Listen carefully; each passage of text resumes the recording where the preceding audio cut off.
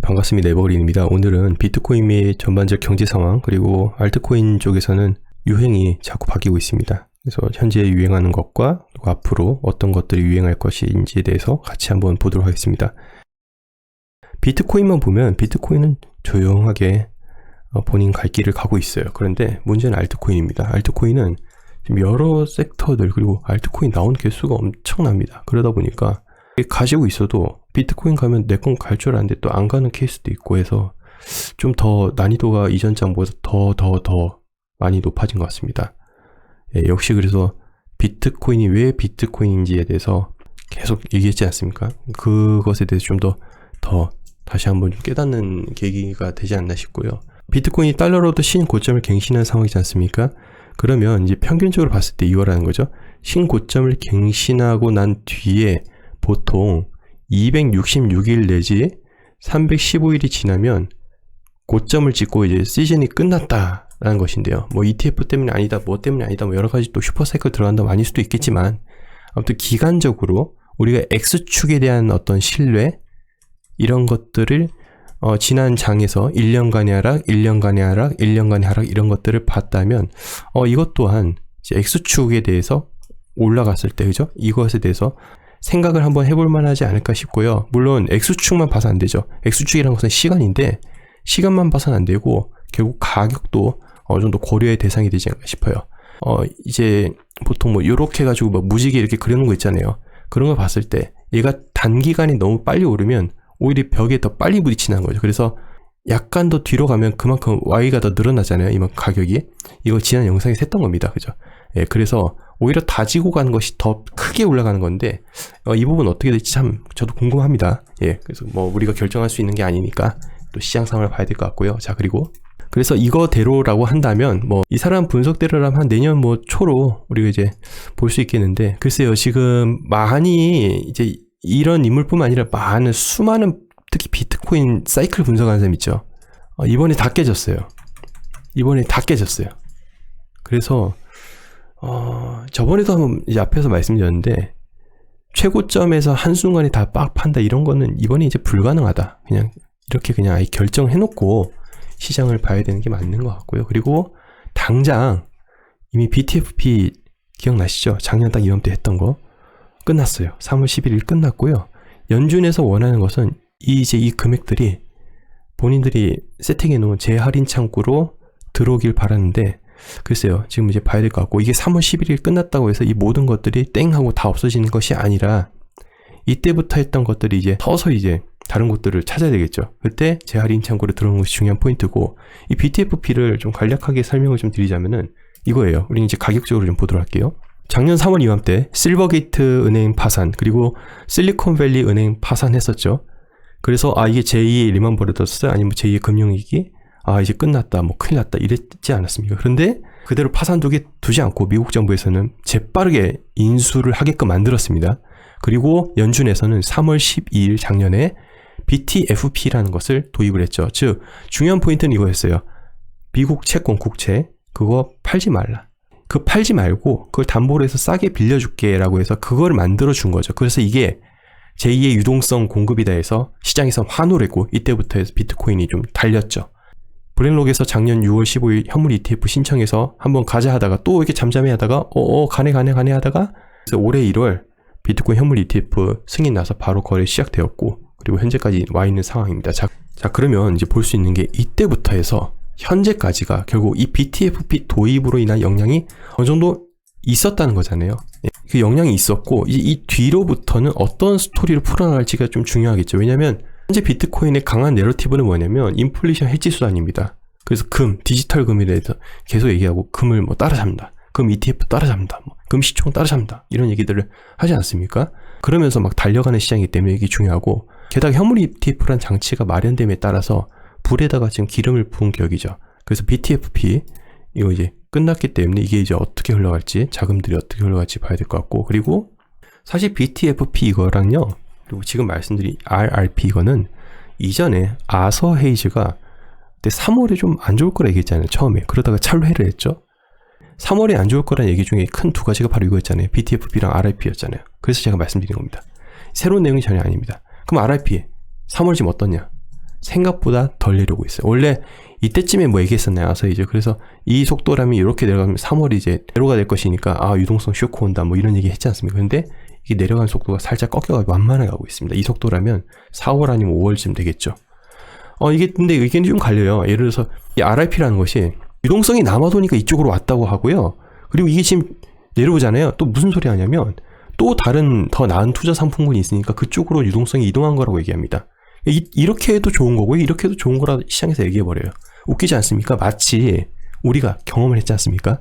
2022년 금리 올린다 했을 때 뭐라고 했습니까? 금리 올린다 했을 때 금리를 올린다는 것은 경제 상황이 좋은 것이고 경제가 호황이란 것이고 경제가 호황이기 때문에 비트코인 가격이 올라간다 이랬잖아요. 자, 그러다가 금리 동결한다 했어요. 동결하니까 이제는 금리 인하를 할 거니까 인하에 대한 기대. 그래서 이제 곧 돈 풀 거다. 그래서 돈 풀 것이다. 이 기대감 때문에 또 비트코인 가격이 오른다 했어요. 그리고 이제 뭐라 합니까? 이제 금리 인하 되면은 또 비트코인 가격이 올라간다고 해요. 금리가 내려가니까. 그러니까 이 거시경제라는 것이 요즘 거시경제인지 거시기 경제인지 저도 참 이게 난감한데 이거만 초점을 봐서는 또 안 되겠죠. 좀 더 정확한 건 주변의 시장 상황인 것 같아요. 사람들이 얼마나 관심이 없었는지 그때 22년 말 23년 초 때 그랬잖아요. 그러다가 지금은 그때는 비트코인 사라 할 때도 그렇게 막 사기로 하다가 지금은 어떻습니까? 1억대니까 사고 싶어 미쳐하잖아요.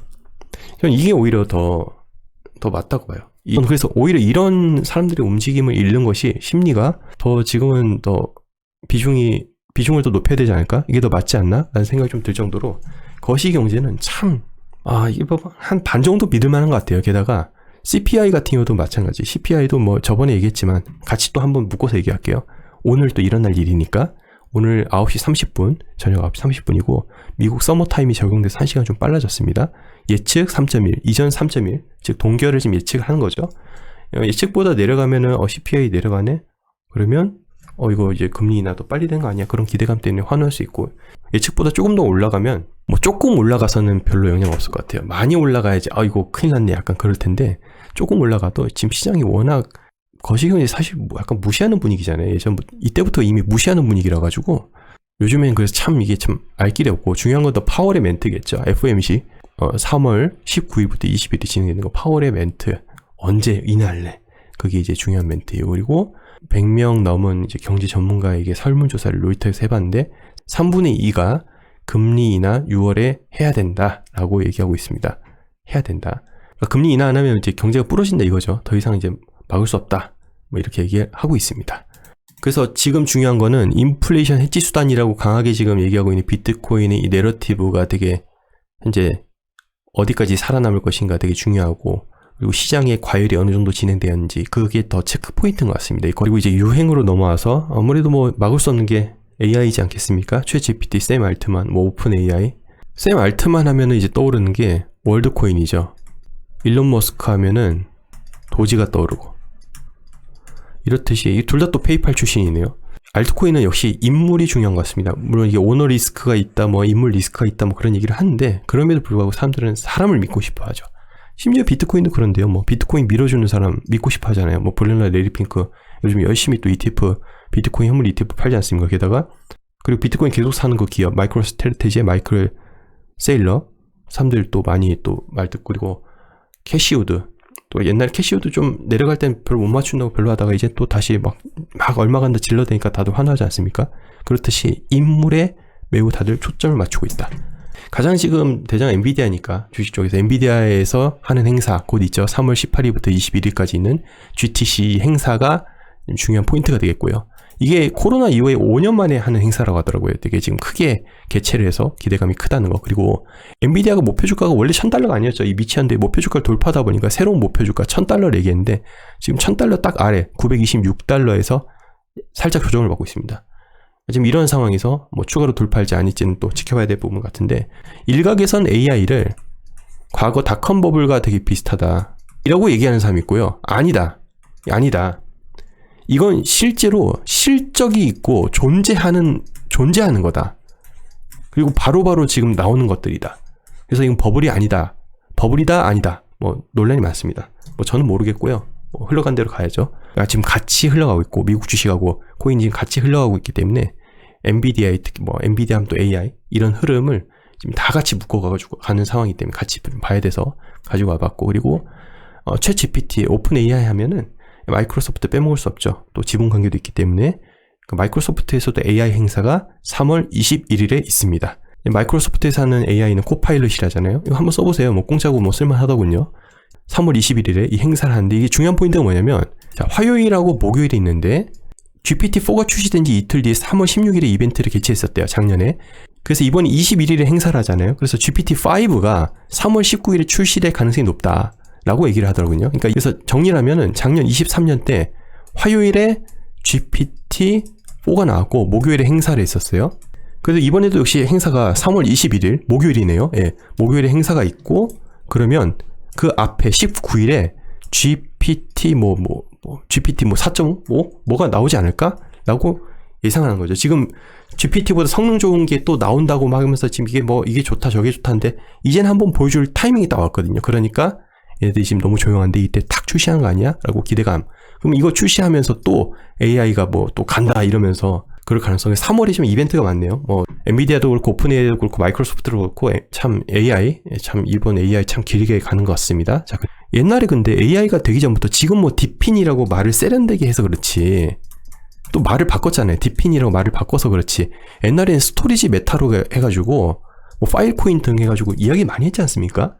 약간 좀, 그래서 크립토 쪽에도 원래 있던 건데 외부에 있는 어떤 이슈를 끌고 와가지고 다 묻히는 거죠. AI를 다 묻혀가지고 뭐 이렇게 좀 얘기하는 것들이 있고, 물론 AI를 좀 섞은 것도 실제 있긴 하지만 좀 그런 경향이 좀 큰 것 같고요. 마치 요즘에는 P2E 얘기 안 하잖아요. 이따가도 한번 보여드릴 건데 P2E 요즘 얘기 안 하죠. 부정적이잖아요.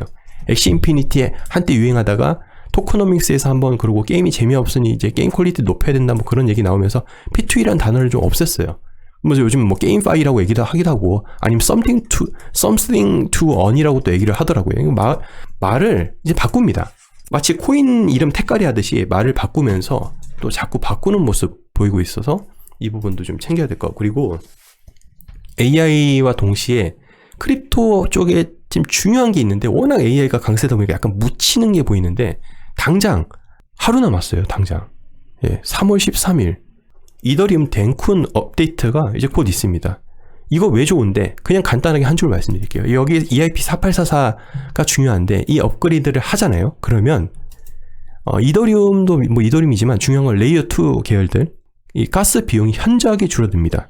비용이 감소가 되기 때문에 그만큼 사람들이 감소된 비용에 따라서 부담을 덜 느끼게 되고, 그만큼 또 많은 탈중앙 거래를, 즉 덱스 거래를 하면서 또 많은 트랜잭션을 일으킬 수 있다는 그런 기대감이 또 있는 거죠. 게다가 이런 레이어 2 코인들의 수익성이 좀 더 개선될 수 있는 효과를 좀 어느 정도 기대해 볼 수 있고, 대신 트랜잭션이 그만큼 더 많아져야 되겠죠. 예, 그런 것들을 기대를 할 수 있고, 그리고 추가적으로 탈중앙 거래, 결국 뭡니까? 디파이죠. 이 디파이 메타에 대한 기대감이 좀 존재한다. 이더리움 덴쿤 업데이트의 포인트는 전 이제 이거라고 생각합니다.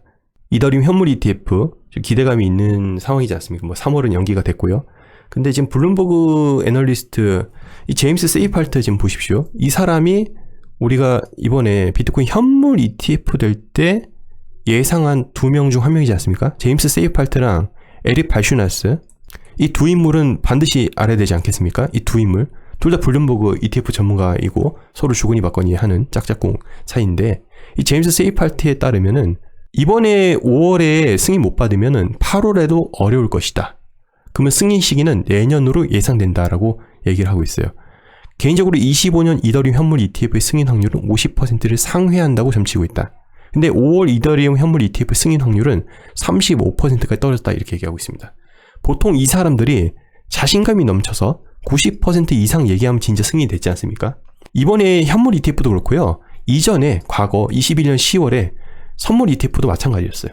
이때도 이 사람들 될 것 같을 때는 진짜 자신감 넘치게 얘기했거든요. 근데 이 정도 얘기할 거면 아무래도 현재까지는 기미가 없다는 거죠. 게다가 다른 기사를 봤을 때 게리 겐슬러 지금 미팅을 하고 있어요. ETF 신청사들이 게리 겐슬러 미팅하고 나서 나왔을 때 여기서 이제 슬쩍 흘려준 정보에 따르면은 이전에 현물 ETF 때 그 분위기가 아니다. 그때는 해줄 때 뭐 뭔가를 더 물어보고 뭔가를 해와라 이러는데 지금 그냥 듣기만 하고 그냥 내보내는 그런 분위기라고 하는 거 보니까 지금 기점이 5월 이더리움 현물 ETF가 뭔가 어떤 큰 기점이 되지 않을까 싶어요. 예, 우선은 당장 덴쿤 업데이트부터 봐야 되겠죠. 그래서 이더리움 잠깐 살펴봤고, 그리고 세 번째 게임입니다.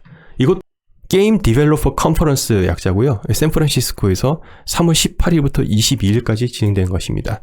이 행사 크다고 합니다. 여기서 이제 포인트는 뭐냐면 참가하는 곳들이 우리가 아는 곳들이 좀 나오고요. 일단 먼저 말씀드린 수위가 이제 게임 쪽에 좀 진출을 좀 더 강하게 하려는 것 같고, 그리고 메이플 스토리, 즉 넥슨이죠. 넥슨 또 비트코인 가지고 있지 않습니까? 그리고 메이플 스토리가 최근에 아발란체와 파트너십 맺었고요. 이제 폴리곤을 좀 떠났습니다. 예, 그래서 아발란체에 대해서 이제 사람들이 관심, 그리고 아발란체 가격이 좀 다시 오르더라고요. 그리고 참, 이 기업은 참 대단한데, 위메이도 나와가지고 이번에 한번 프레젠테이션을 한다고 합니다. 참고로 GDC의 다이아몬드 파트너스 보시면 구글, 메타, 마이크로소프트, 에픽 게임스 쭉쭉 있고, 여기 보면 위메이드가 보이네요. 요즘에 이제 웬만한 블록체인 행사 보면 위메이드가 참 많습니다. 예. 여러 가지로 참 대단한 곳 같습니다. 예. 그리고 오늘 위메이드 나이트크로우 론칭했는데 동접자 수 보면 10만 명이 넘죠. 그래서 일단 선방한 것 같습니다. 그래서 AI, 이더리움 업그레이드, 게임 이렇게 간략하게 살펴봤는데요. 마지막으로 좀 드리고 싶은 말씀은 이겁니다.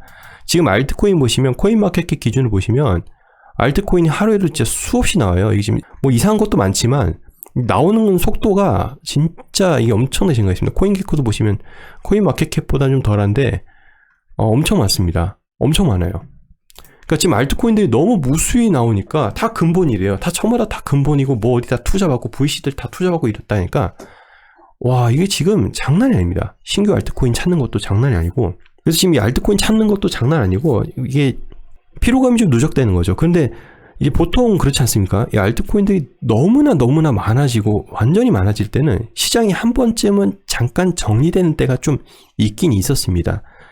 지금 비트코인이 워낙 현물 ETF라는 그 요소와 그간의 수요 때문에 이제 그렇다 할 조정이 안 와서 그렇지, 한번 이 비트가 조금이라도 기침을 해버린다면 이렇게 알트코인들 지금 그 자신감 먹고 활개치던 이 알트코인들이 또 잠잠해지거든요. 왜냐면 그로 인해서 가격 스트레스를 한번 받고 나서 다시 튕겨져 오르는 것들은 또 극히 일부기 때문이죠.